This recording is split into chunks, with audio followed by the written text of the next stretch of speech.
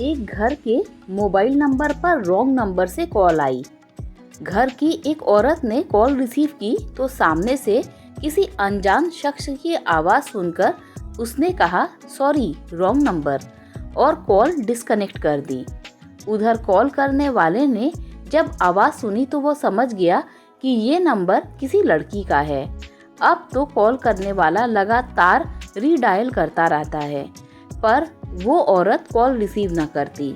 फिर मैसेज का सिलसिला शुरू हो गया, जानू बात करो ना, मोबाइल क्यों रिसीव नहीं करती, एक बार बात कर लो यार। उस औरत की सास बहुत मक्कार और झगड़ालू थी। इस वाक्य के अगले दिन जब मोबाइल की रिंगटोन बजी तो सास ने रिसीव कर लिया। सामने से उस लड़के की आवाज़ सुनकर वो शॉक्ड रह गई।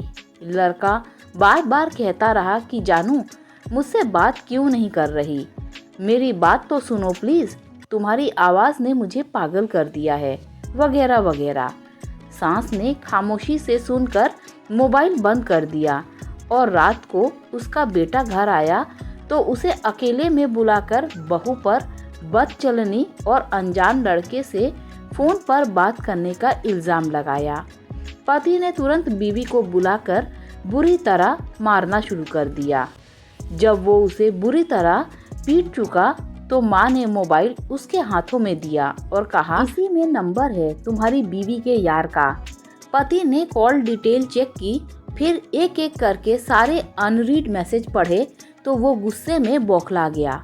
उसने तुरंत बीवी को रस्सी से बांधा और फिर बेतहाशा पीटने लगा। और उधर माँ ने लड़की के भाई को फ़ोन किया और कहा कि हमने तुम्हारी बहन को अपने यार से मोबाइल पर बात करते और मैसेज करते हुए पकड़ लिया है, जिसने तुम्हारी इज्जत की धज्जियां बिखेर दी। खबर सुनकर तुरंत उस लड़की का भाई और उसकी माँ भी वहां पहुंच गए। पति और सास ने इल्ज़ाम लगाए और ताने मारे तो लड़की के भाई ने भी उसे बालों से पकड़कर खूब पीटा। लड़की कस्में खाती रही, झूठे इल्ज़ाम के लिए चीखती चिल्लाती रही, अपनी सफाई देती रही। जाहिल और शैतान सास और पति के आगे बेबस रही। लड़की की माँ ने अपनी बेटी से कहा कि भारतीय होकर गीता पर हाथ रखकर कसम खाओ, तो उसने नहाकर फौरन सबके सामने गीता पर हाथ रखकर कसम खाई। मगर शैतान सास ने इसे भी नकार दिया और कहा कि जो अपने पति से गद्दारी कर सकती है तो उसके लिए गीता की कसम भी कोई मुश्किल काम नहीं है। इसके साथ पति ने वो सारे मैसेजेस उसके भाई को दिखाए जो लड़के ने लड़की को करने के लिए किए थे।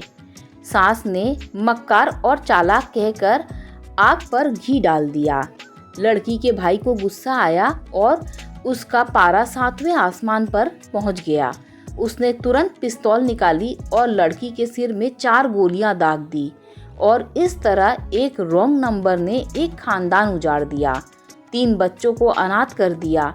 जब लड़की के दूसरे भाई को खबर हुई तो उसने अपने भाई भाभी और बहन के शौहर और सास के साथ उस अनजान नंबर पर FIR दर्ज कर दी। पुलिस साइबर ने जब मोबाइल की जांच की तो मालूम हुआ कि लड़की ने सिर्फ एक बार उस रॉन्ग नंबर को रिसीव किया था। इसके बाद उस नंबर से वो कॉल और मैसेजेस के जरिए लड़की को फंसाने के चक्कर में लगा रहा।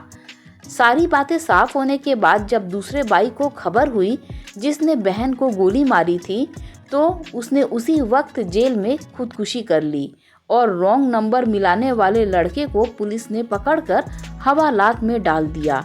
और इस तरह रॉन्ग नंबर ने सिर्फ 3 दिनों में एक भारतीय औरत के दामन को उसके 3 बच्चों से पूरी जिंदगी के लिए दूर कर दिया और अगले 13 दिनों के अंदर 3 बच्चे अनाथ और 2 खानदान तबाह और बर्बाद हो गए।